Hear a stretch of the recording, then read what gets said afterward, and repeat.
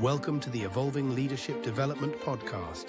Each episode brings you fresh perspectives from thinkers and practitioners who are redefining leadership in the age of AI.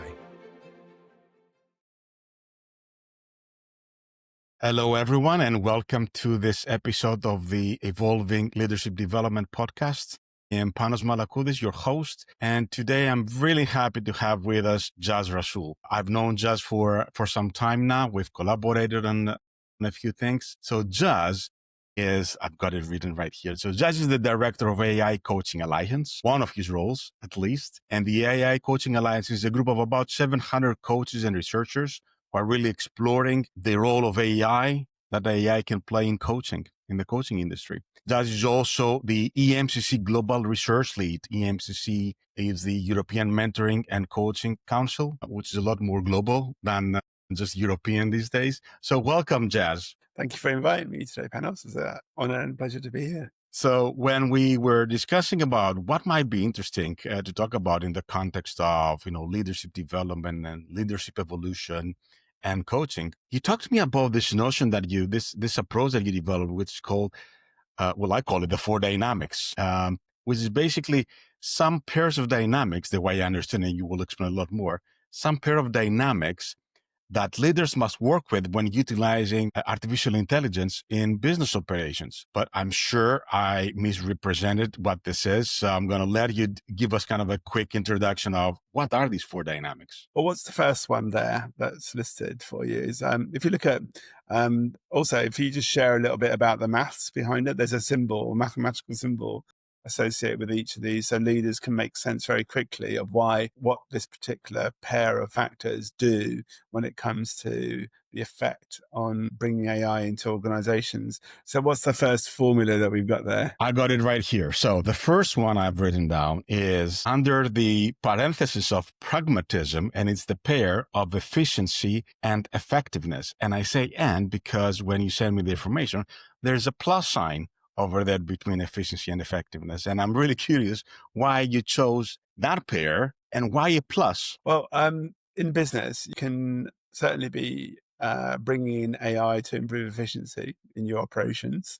But if you focus just on saving time, saving money, you may actually lose out on actually being effective in your operations in terms of achieving things. So the reality is you need to have what I would call equity between the two of them. You need to have these things in proportion. So you need a certain amount of efficiency, and you need to ensure that whatever way you do things, that you're at least being effective as well in what you're doing. The last thing you want is to be highly efficient and ineffective or highly effective and completely inefficient. Because if you are highly effective and inefficient, what you're doing is not going to be sustainable because you keep running out of resources, and it's not something you can maintain. So that there needs to be a certain level of efficiency, but in order to please your stakeholders and the people ultimately that you serve, you want to be effective in what you're trying to generate or what you're trying to achieve as well, right?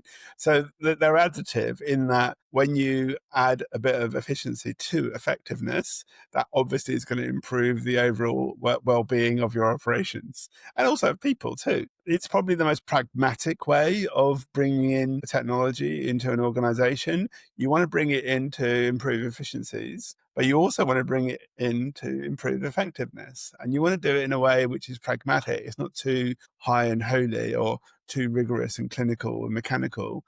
You want to get that balance right, the proportion right between the two, which is why I use the word equity. So if there's sufficient equity between, not equality, but there's sufficient balance or proportion between efficiency and effectiveness, then that's true optimization. And you've been working with a lot of organizations. Can you share some example of where an organization might be overweighted on one and kind of neglecting the other, and they're not really realizing they're doing that? Well, certainly in production or manufacturing environments, that's the case. You want to produce, if it's hard products or widgets, if you like, you want there to be efficiency in how many you're pumping out, how much raw materials you're using, and so on. But if the quality of what you're putting out isn't good enough for it to be used, it's not effective for or fit for purpose, then people are just going to stop buying what you're doing and what you're generating. There needs to be, again, a balance between how much you're outputting and the precision with which you're outputting things, and the efficiency of sustainability, and how well what you're producing meets its purpose, how effective it is, and how fit for purpose it actually is. The manufacturing industries are often ones where there needs to be management of that equity between efficiency and effectiveness. And when you get the balance just right, then you'll serve the market that you're actually targeting. So if you're working with very high quality components, the efficiency might not be so great when you're producing things in a mass kind of way, for example. But if you're working with a particular market that wants that level of quality and they're prepared to pay more money for it, even though it wasn't mass produced in an efficient kind of way,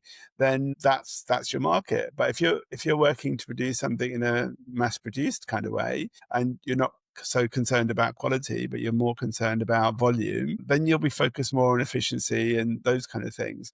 So typically you're going to see that show up as a factor that people need to consider in the operations that you find in hard, tangible manufacturing plants and products and those kind of things. Okay. And one could argue just that for those specific industries, that applies to everything. Is there a new or a different risk that AI now introduces in that context? Yeah, the risk is that you have efficiency, that you save time, you save money, you save hours. This is what a lot of people seem to be wanting to use AI for in the first instance, and that the effectiveness and the quality is going to suffer. And when people first started using AI for generating content, for copying articles and things like that, the quality of the English, the quality of the grammar was not great. It was far from effective in terms of conveying a message. Obviously, it's improved over time. But even now, AIs obviously have issues of bias and hallucination, those kind of things. So it's far from perfect in terms of its effectiveness. It's obviously got more efficient in terms of how it works with algorithms. But on the other hand, it's not very efficient when it comes to use of power and energy and resources. We know AI has huge demands in terms of the energy requirements of data centers and the amount of water it actually draws on to keep those centers cool. So these are problems that still need to be resolved.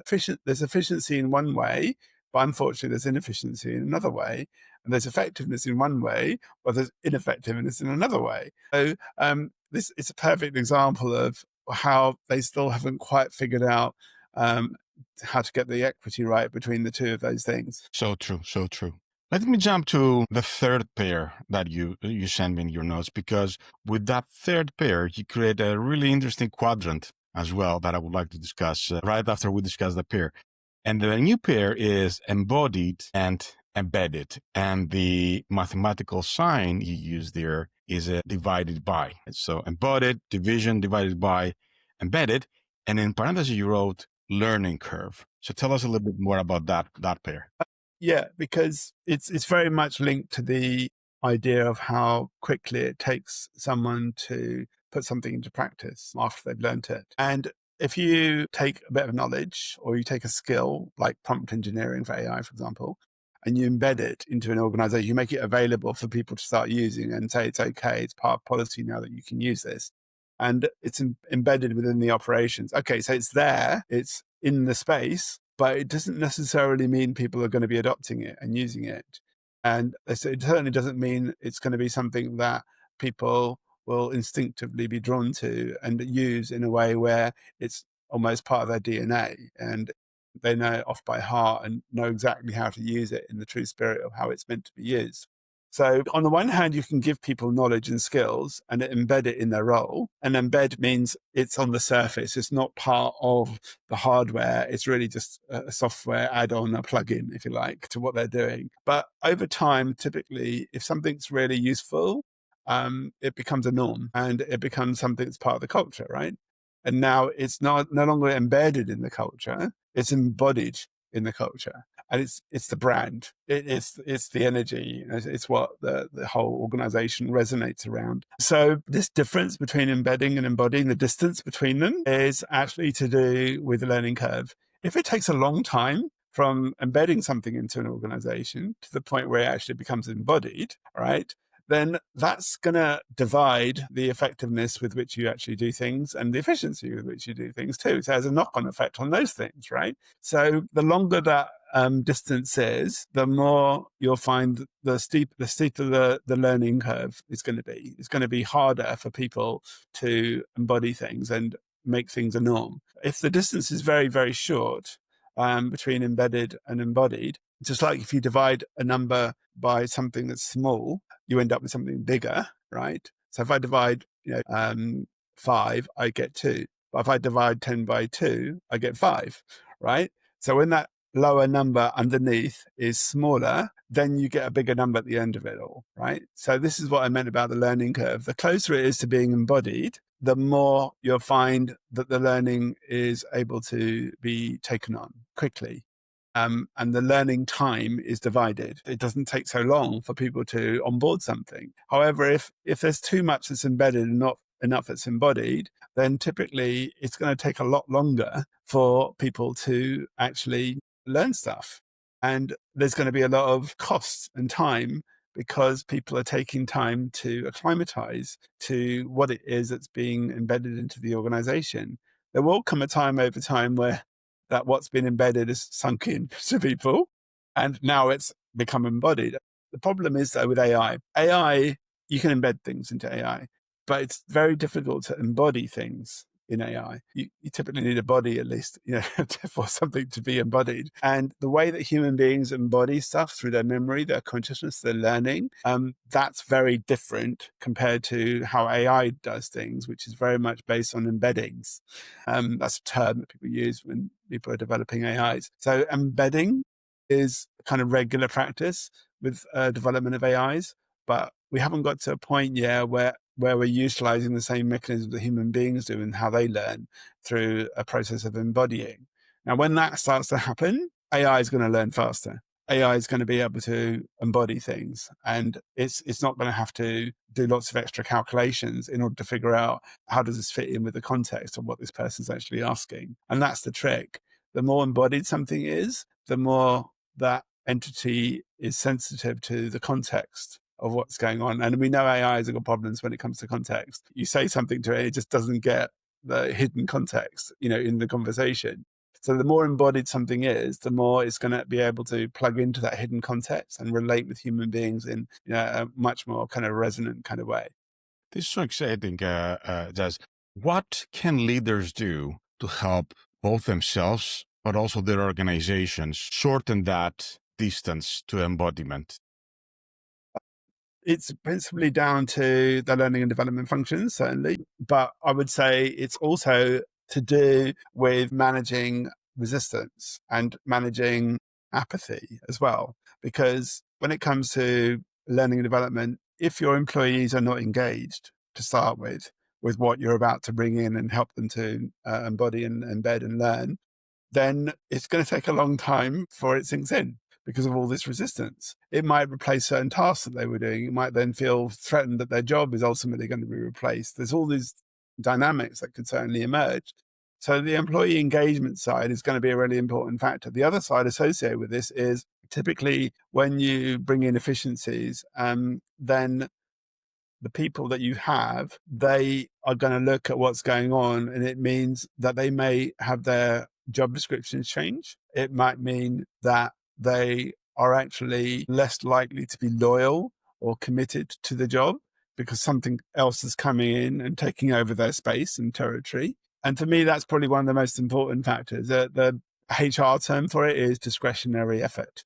It's normally linked to employee engagement, but it's how much extra in the tank do you have for your business, for your company that you work for, when things need to make extra demands on you. And if you're not prepared to put in a few extra hours in your job and you just work 9 to 5 and you're not going to do anything more than what's required in your contract, then it's said that you don't have any discretionary effort. There's no effort that you will choose at your discretion to utilize in order to serve the company in emergencies. So typically, the greater the discretionary effort there is within an organization, the higher the employee engagement there is, the more alignment there is between the employees and what the organization is trying to do, the higher the likelihood that you're going to get a shorter distance between embedding something new into an organization and it quickly being embodied. Now, if those discretionary factors are not addressed or improved or enhanced, if the employee engagement isn't adjusted to be able to more rapidly move from embedding to embodying, it's going to be a slow process. And you're going to be spending a lot of time doing people management because of the resistance factors and concerns and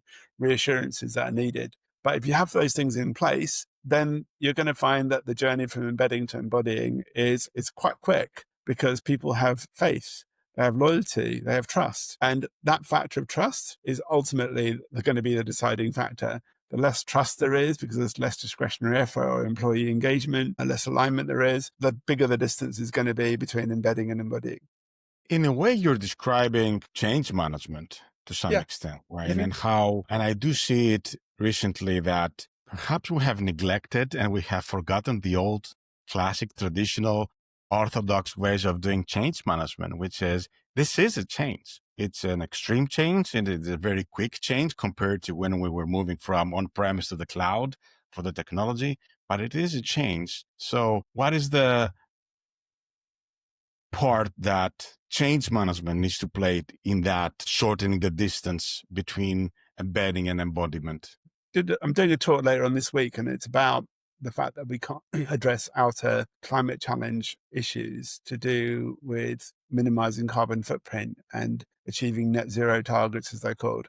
We can't do that on the outside, handle the climate change on the outside, until we get people to appreciate what it feels like not to manage climate change on the inside of people. When people personally register the effects of climate change within themselves, then they're probably more likely to be sensitive to wanting to respect handling issues to do with the carbon footprint and resources and energy and things like that on the outside. And what I specified was that the inner resources that we need to manage and that we need to have sustainability around in order for there to be ongoing function and sustainability in the workforce, it are to do with three things. To do with motivation, intention, and attention. I call them MIA resources, MIA. And these three things, if they start to run out because we're failing to exercise conservation of them or preservation of them, then your business is going to be in trouble. If people stop paying attention, or they're not motivated so much, or you're finding they're unable to form clear conflicts clear intentions, I should say, when it comes to forming strategy and carrying out tasks, then you've got a problem, because having a workforce that's not motivated, that doesn't have any clear intentions on how to carry out and do things, and is not able to pay attention or doesn't want to pay attention to things, that's going to lead to a lot of inertia in the organization's operations. And when it comes to organizational change and transformation, that change and that transformation is not going to happen without inertia present. So you need to ensure that people's motivation, their intention to do things with clarity, and significant deep well of attention, these things are present.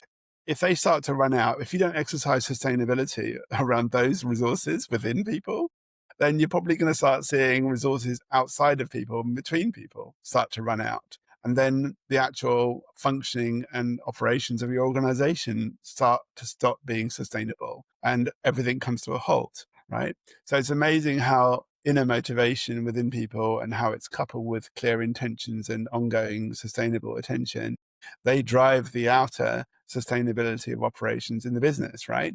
So when it comes to organizational change, I think if you handle those inner factors and cultivate them and curate them in a way that's coherent, motivations are aligned to people's intentions, and the attention people pay is on those intentions that they're motivated around, then you'll have something where the change process is going to experience minimum inertia, and you'll get, the most flow, if you like, from the old way of doing things to the new way of doing things. And you're also making me think about something that I read this morning, Jas, which was how we need to keep on investing in middle managers, because in the effort to reach efficiency, sometimes we think that, okay, we can have a more flat organization, but it is to a great extent those middle managers that will sustain that motivation.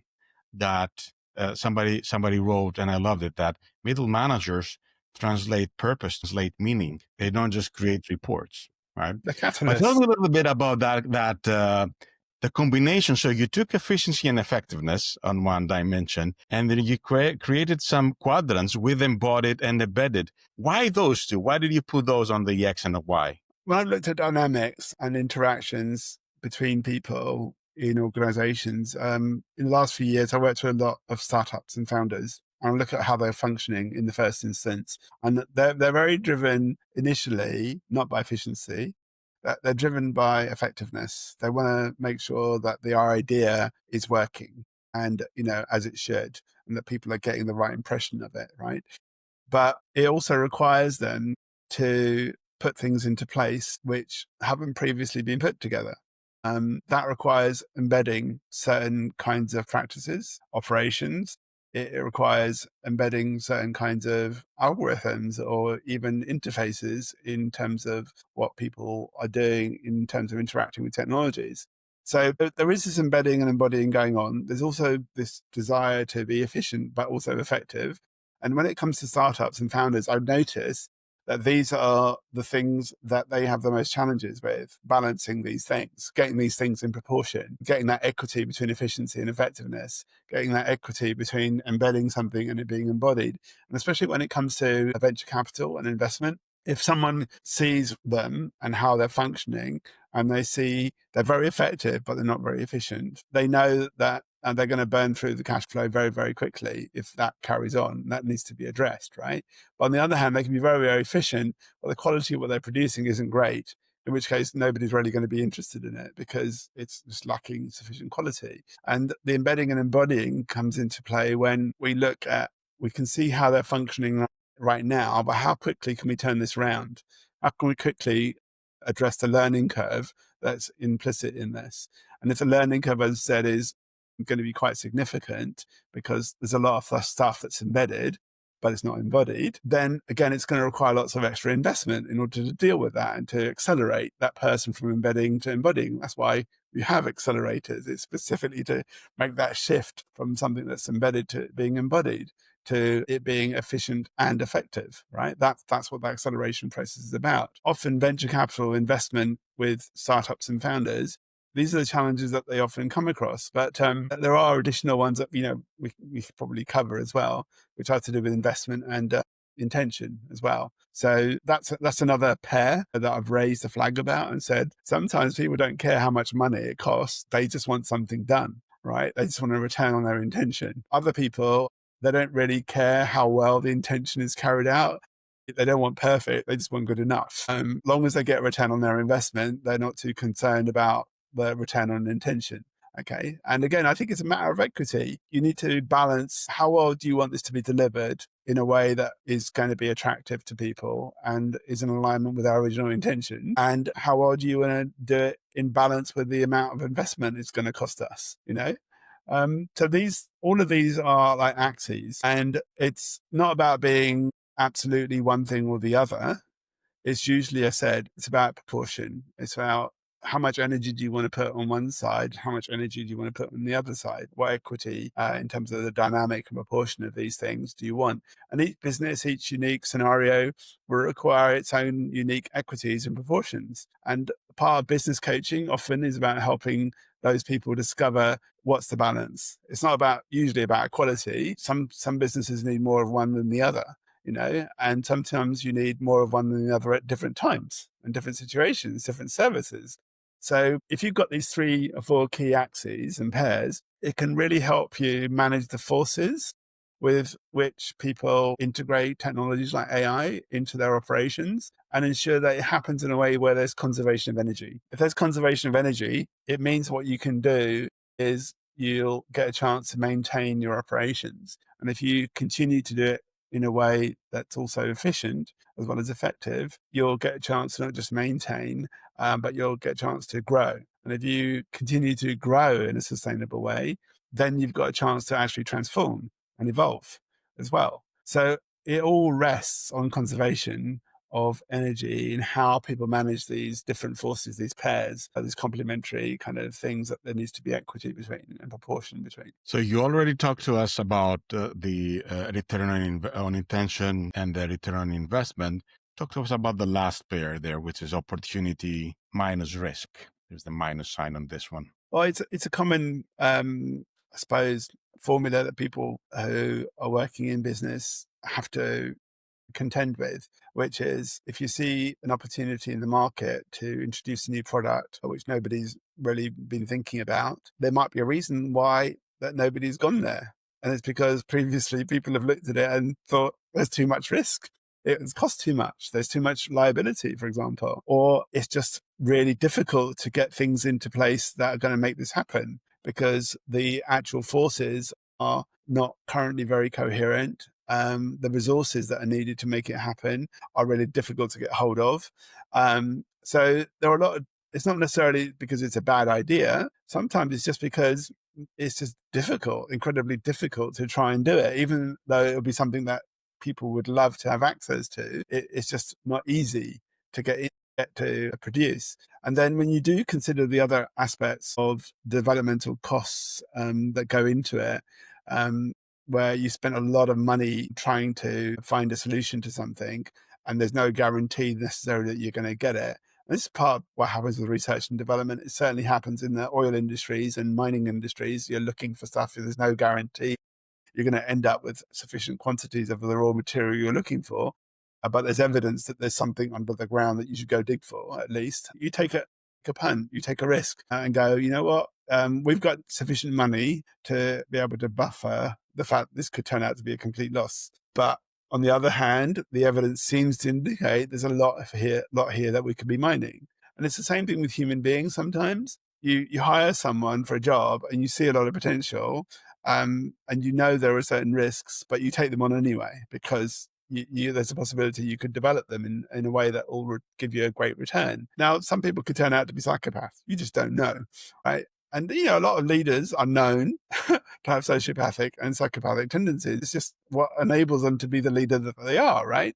So it's not necessarily a bad thing as far as the business and the operations is concerned, because these people get things done. And yes, they need to be controlling. Yes, they need to be maybe even narcissistic in how they operate sometimes, but at least they're serving the mission of the organization and they're keeping stakeholders and shareholders happy. Now, that's not necessarily healthy. I'm not condoning it. I'm just saying this is how corporations sometimes work. And your point is that there's a risk, and I totally agree. And I always say, especially when I'm coaching people through and preparing for interviews, I said, a mistake that we often do is that we go in an interview and we're trying to explain all that we do. Whereas what we should be doing is understand what is the risk for the hiring manager and how can we limit that risk. But on that pair of opportunity and risk, what is it that AI is introducing now that leaders need to be aware of in that context? AI certainly offers opportunities in terms of saving the efficiencies I was talking about, saving time, saving hours, and the number of people that you might need in order to get something done. So it's certainly minimizing the use of resources. But like I said, behind the scenes, it's using other resources in extreme amounts. So we mustn't forget that. The opportunity is that you get to be creative. You possibly get a chance to be innovative. You get a chance to allow machines to take care of the drudgery while the human beings focus on being creative and coming up with things which make best use of them. So there are opportunities certainly in that regard, but the counter to that is that how can you oversee what's actually being generated? Now, I'll give you an example, which is to do with software and programming. I've been a programmer since I was 14 years old, right? So best part of over 40 years. And some of the first programs I put in a computer were actually code for the 𝐯𝐢𝐬 chatbot, which was written in the 1960s. And this was in 1980. I put that code into a computer and I had a chat conversation with 𝐯𝐲𝐬. And the thing about code, when you're putting it in yourself, is that as you're doing it, you can usually get feedback with regards to errors, a syntax error or something like that, right? And you correct it. And you can also see, even when something's working, it might not necessarily be working the way that you want it to. And you have to adjust things so that the right kind of output is actually delivered. Now, with AI, a lot of people are starting to use AI for coding. Right. And the term for that is vibe coding. And I've tried it quite a few times. And when it comes to just generating content, it's pretty good. I can use ChatGPT, for example, to create a web page, an interactive web page. I did so about a week or so ago. And then I refined it and I put in interactive elements using JavaScript and a bunch of other stuff. And I sometimes I have to go physically in to fine tune the code and adjust it myself without AI helping me. But it But it helps. gave you like 80% of the work. It did it. Yeah. But I still had to go in and make a lot of corrections. And that was just with a page which was static content. Now, if I'm writing a computer program in C# or Python or something like that, that requires a lot more oversight and a lot more, cooperative, co-agency based, work with the AI. And many people have complained, okay, yeah, you can build an app in 5 minutes, but then you spend 5 hours debugging it, And this again is the issue with these kind of things, that on the one hand, you've got all this opportunity, but on the other hand, you're going to be spending a lot of time nannying the AI and correcting it and making sure, especially on the security and safety side, everything's pretty solid. And that was probably the biggest concern for a lot of people who are using AI for the opportunity of rapidly improving application development, doing more rapid development.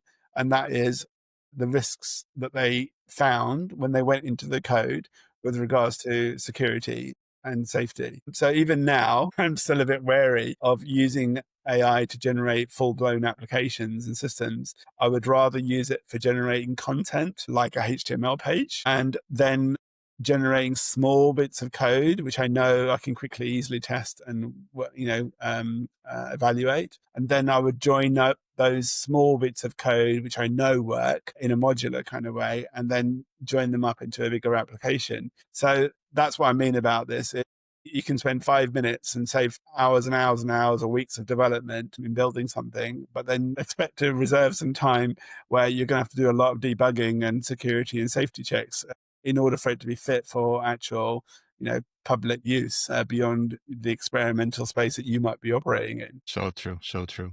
Well, I'm looking at the clock, and I can't believe that it's been more than 30 minutes that we've been talking, Jas. It is so exciting. It's so interesting.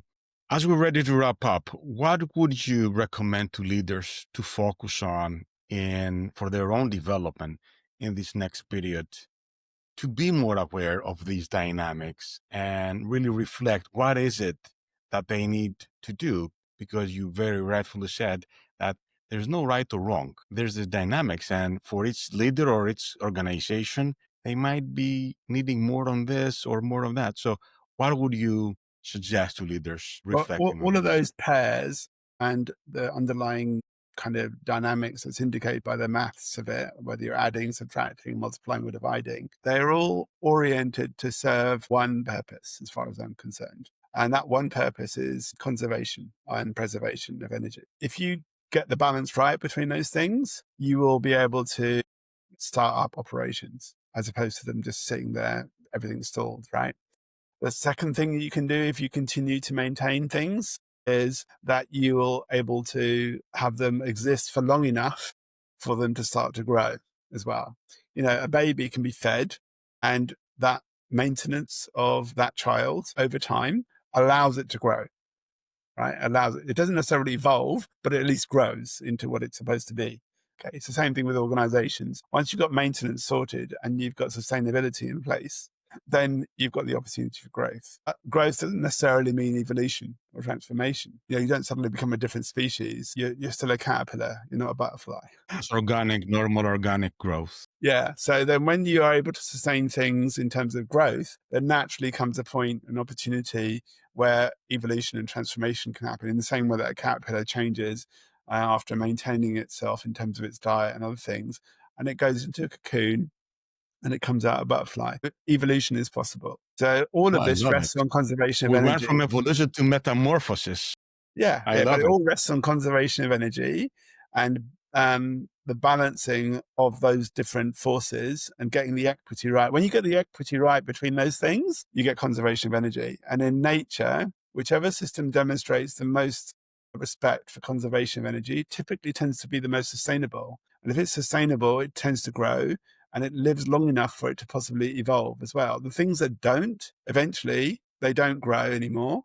And eventually they become extinct. And I don't think any business doesn't want to be in a position where they're not growing, and they don't want to be in a position where they're not capable of evolving. So they do need to respect conservation of energy by managing the equity of all those pairs of forces. And if they do it right, then they'll be a business that exists for hundreds of years and refines its products and services for its times. And it will continue to serve markets and customers, and generate profits that themselves are sustainable and are increasing on an ongoing basis. Just thank you so much. Where can people learn more about this, and where can they find you? The first place is just to go and check me out on LinkedIn. So linkedin.com/.in, and then my name /Jazz Rasool. I will put the links in after the conversation today. But the other place to go and check out what I do is my consultancy, energydiamond.com. And the work I do with the AI Coaching Alliance, you'll find at AICoachingAlliance.com. Marvelous. Thank you so much, Jazz. All the links will be in the description. Thanks again. I'm sure people will find it extremely interesting as I did. And to our viewers and listeners, thank you so much for tuning in. Thank you for listening, and thank you for watching. And see you in the next episode. Thanks, Goodbye. Panos. Take care, everyone.